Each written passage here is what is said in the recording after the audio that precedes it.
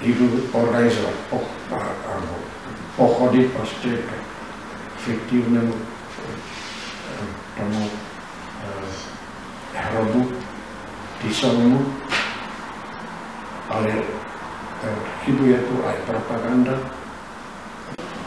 Tu by bolo potrebné častejšie poukazovať na tie obrovské straty, na tie genocídy, ktoré sa na území Slovenska realizovali pod heslom,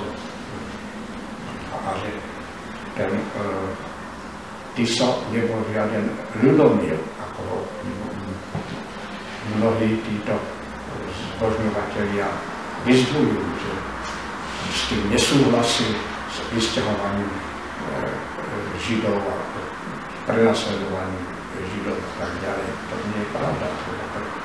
Neustále pripomínať občanom, že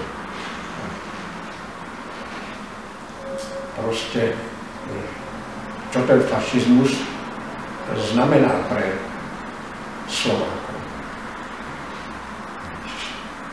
V dôsledku toho fašizmu proste musela Tisová, dobrovoľne Tisová vláda vyzbrojiť 2 divízie. Každá tá divízia to bolo okolo 25 000 vojakov, ktorých museli platiť a hnali ich na front proti Sovietskému zväzu za záujmy Hitlera.